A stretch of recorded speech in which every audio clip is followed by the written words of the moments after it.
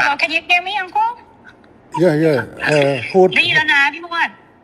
hút chôn vào này บ้านลือปกบัตร lư โจร lư ปกโจร lư ปกบัตร lư lư บ้านปกบัตร nè บ้านปกบัตร nè ถามว่าเป็นยังไงบ้างสุขภาพดีหรือเปล่า គាត់ក្មួយសុំសួរពុកមាថាមិនដែរសុខភាពល្អអត់សុខភាពមិនដែរ ở đây đó đây sum ở kun ngày này ấy bồn ở phục phong สุขภาพแข็งแรงดีครับ โอเคค่ะบอกว่าวันนี้ได้คุยกับพี่มวดเรื่องชายแดนบอกว่าก็เข้าใจตรงกันว่าทั้งท่านฮุนเซนทั้งอิงก็อยากให้สองประเทศสงบสุขค่ะមិញគាត់បានទៅជែកជាមួយខ្ញុំបាទនៅសន្តាគារហើយបានឯកភាពគ្នាដោយអ្វីដែលពុកបានប្រាប់ថាចង់បានសន្តិភាពស្ថិរភាពប្រទេសទាំងពីរពុកបាទบอกว่าไม่อยากให้อังโคไปฟังคนที่เป็นฝั่งตรงข้ามกับเราเพราะว่าพอไปฟังฝั่งตรงข้ามอย่างพวกแม่ทัพภาค2เนี่ยค่ะเป็นคนของฝั่งตรงข้ามหมดเลยซึ่งพอไปฟังนั้นเสร็จก็ไม่อยากให้ท่านรู้สึก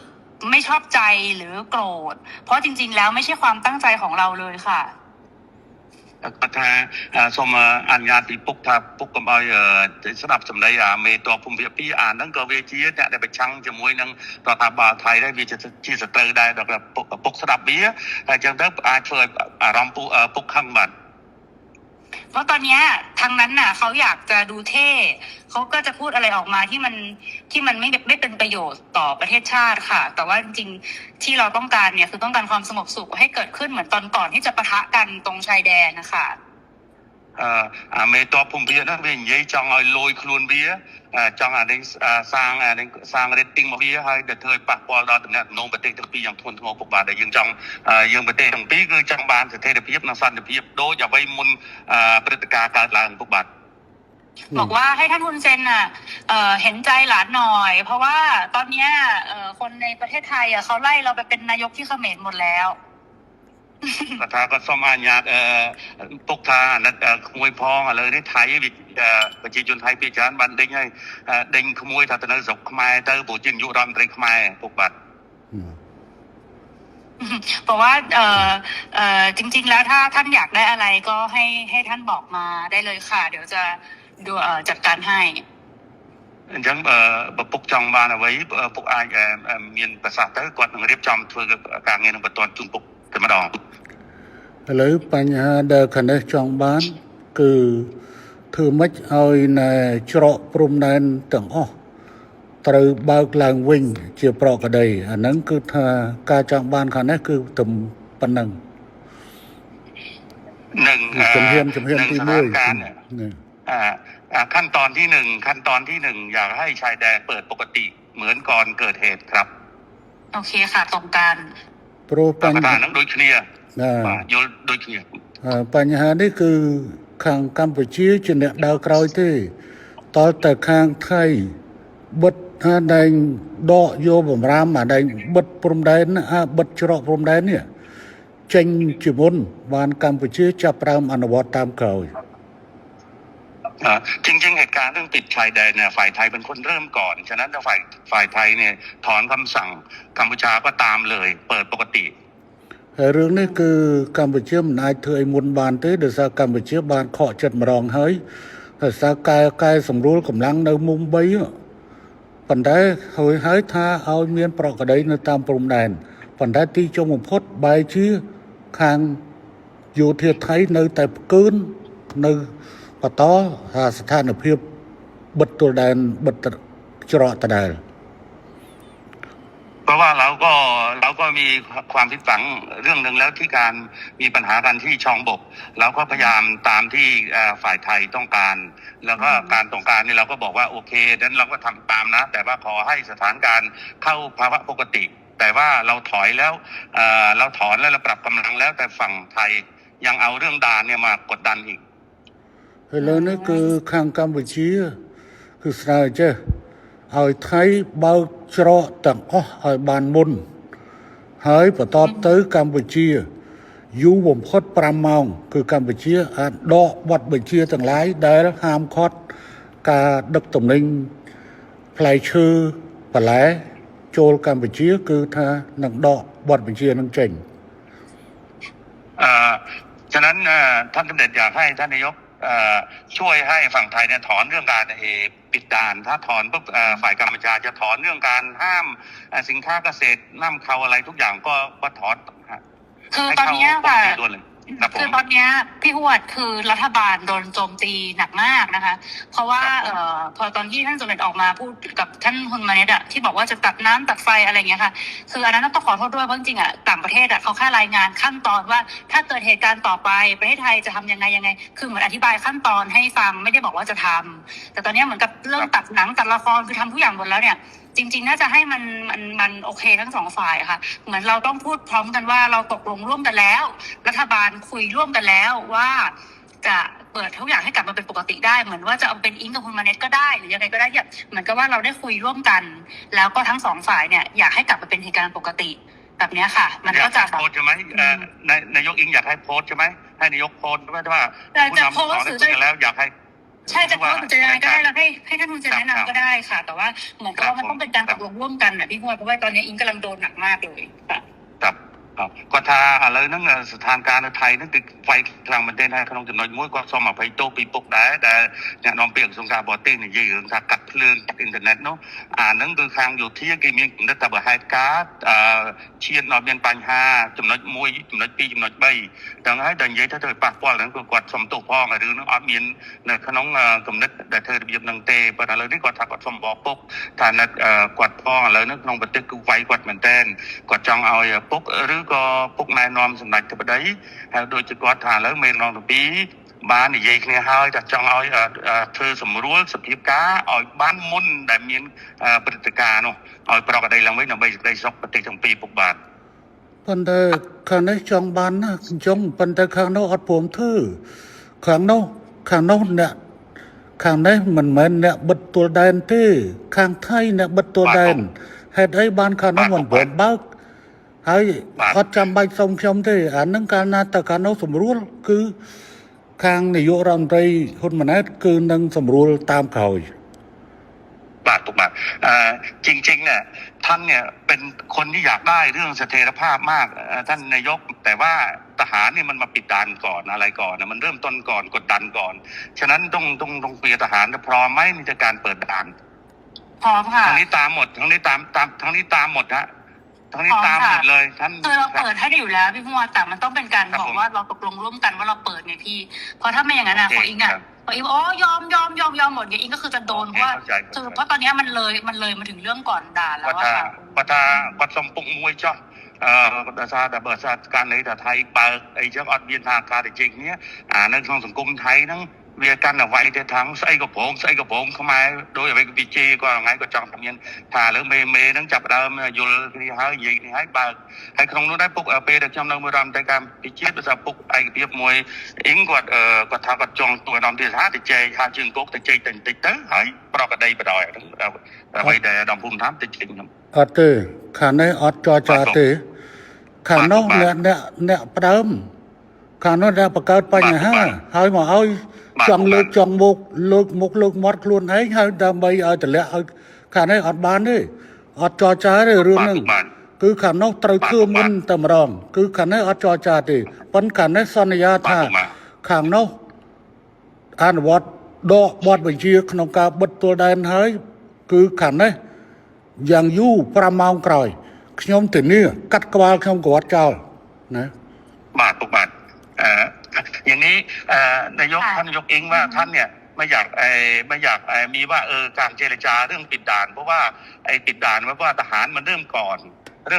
ทางที่มาหลอกเราให้เรานะปรับกำลังแล้วบอกว่าสถานการณ์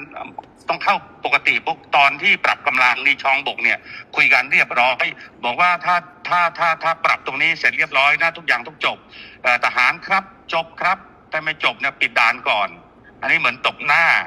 อันนี้ขอให้ท่านนายกพิจารณาด้วยเรื่องเนี้ยขยมยุลขยมมันนัด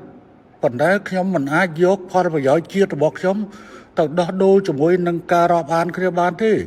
โปรนี่คือเชื่อมกงอดบอกปฏิกรรมไปเชื่อเรื่องไซเดอร์ถือเอาปฏิกรรมไปเชื่อตืจอจ้าแต่ไม่บางเฉพาะพวกคลุนไอ้เนี่ยบัดคลุนไอ้ตือคลุนไอ้ตือเพราะว่า ท่านเนี่ยเป็นลูกผู้ชายท่านคำไหนคำนั้นเพราะว่าฝ่ายไทยเป็นคนเริ่มต้นก่อนและหลอกเรา แล้วก็ทางกัมพูชาเนี่ยเราก็โดนหนักเหมือนกันเราก็มีมวลชนเราก็โดนหนักเหมือนกันฉะนั้นถ้าฝ่ายไทยเนี่ยเริ่มแล้วไม่เกิน5 ชั่วโมงท่านี้ทุกอย่างก็เข้าปกติเลยเข้าปกติហើយពូសុំប្រាប់ទៅក្មួយឲ្យបានច្បាស់ខាងនេះត្រៀមមកជំហានទៀតស្អែកហ្នឹងបើសិនជាមិនអាចនេះបានទេស្អែកហ្នឹងគឺថាកម្ពុជានឹងដាក់មកជំហានទៀតគឺថាបិទការនាំផ្លែឈើនិងបន្លែតាមព្រំដែនកម្ពុជាថៃទាំងអស់កំពុងត្រៀមអនុវត្តនៅស្អែកหลานที่รักเนี่ยอาบอกได้เลยถ้าเราไม่มีคำสัญญาเรื่องว่าเรื่องปรับกำลังแล้วทุกอย่างปกติแต่ว่าทหารไทยไม่ยอมเปิดด่านพวกนี้ทั้งนี้ก็มีการห้ามเรื่องการส่งออกเกษตรทั่วชายแดนเลยเพื่อกดดันทหารព្រោះខាងនេះបានត្រៀមអស់ហើយព្រោះខាងនេះបានត្រៀមហើយព្រោះនេះឯងបកហេតុមុនហើយបកហេតុមុនមកបវល់គេចរចាឥឡូវសួរថាណាបិទអដែងណែ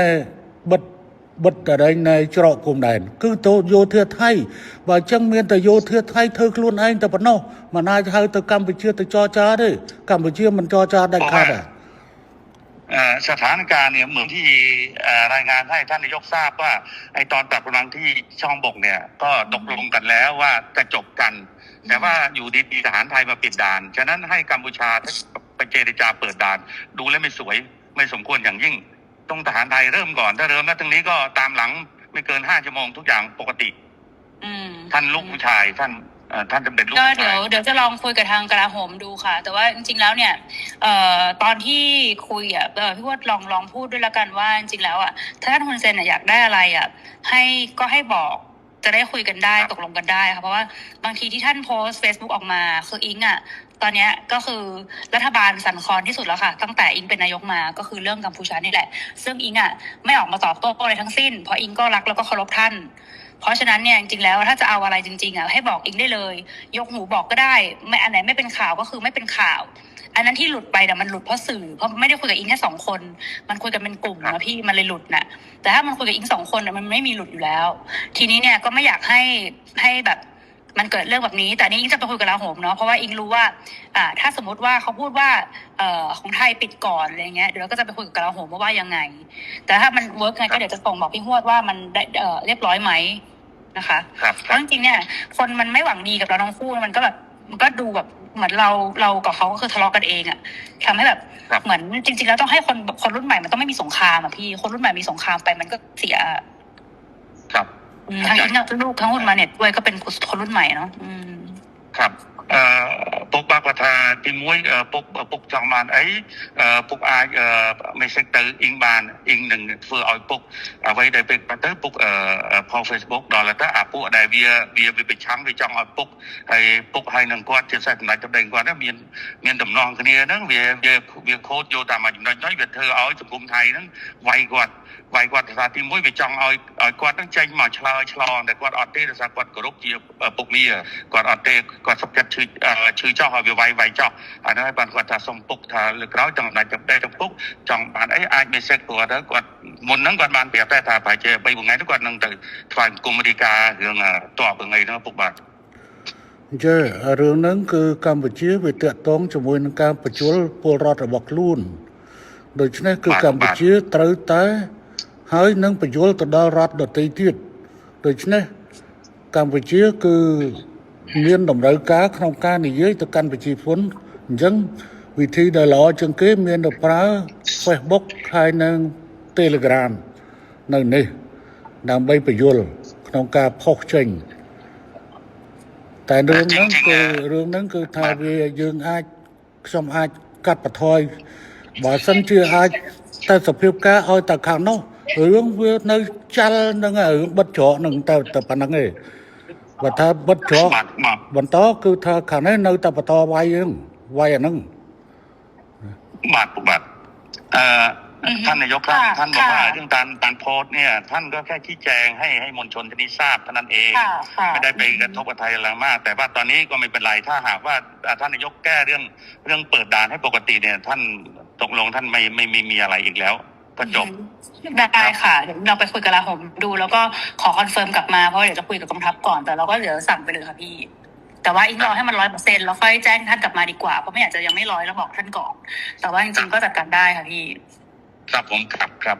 จะปกประธานแล้วก็สอบหนึ่งใหญ่มวยการไปเชี่ยหนึ่งถึงหินสั้นให้ปันตอมา100บานกว่าหนึ่งจุนดังจะปกบาทปันถือกลางเงินเกลี่ยมเรื่องเป็น5 ชรอปกบาท นั่น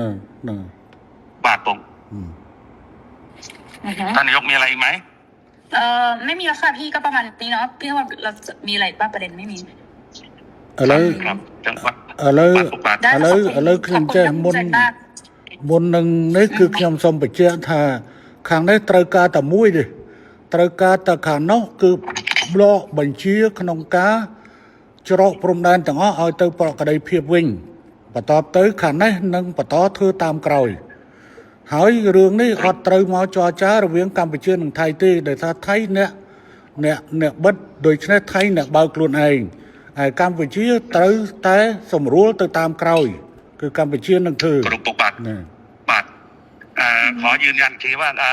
ท่านนายกครับเรื่องด่านเนี่ยเราไม่ควรไปเจรจาเพราะว่าฝ่ายไทยเนี่ยเป็นคนที่ปิดแล้วปิดเนี่ยหลอกเราให้ปรับกำลังอันนี้หลอกเราปรับกำลังว่าถ้าปรับแล้วตรงนี้จบคือจบทุกอย่างก็เข้าภาวะปกติแต่ว่าอยู่ดีๆทหารไทยมาปิดด่านฉะนั้นทหารไทยเนี่ยก็ต้องยกเลิกการปิดด่านถ้าปิดปั๊บเขมรก็ตามหลังเลยก็ตามที่เดิมทุกอย่างก็เข้าภาวะปกติไม่มีอะไรแล้วค่ะพี่พรโอเคค่ะครับผมได้ค่ะแล้วก็เดี๋ยวแล้วยังไงเดี๋ยวอิงจะรีบแจ้งทางพี่พรกลับไปนะคะว่าเป็นยังไงบ้างครับก็ถ้าเป็นอะไรก็เธอกลางเงี้ยหนึ่งมาให้หนึ่งกรุ๊ปบริการจุนปกปฏิบัตินั่นខ្ញុំរងចាំท่านสำเร็จรอท่านนายกแล้วแต่ท่านเรียบร้อยเมื่อไหร่ครับได้ขอบคุณมากค่ะขอบคุณท่านสำเร็จด้วยค่ะครับผมค่ะสวัสดีค่ะกรุ๊ปขอบคุณ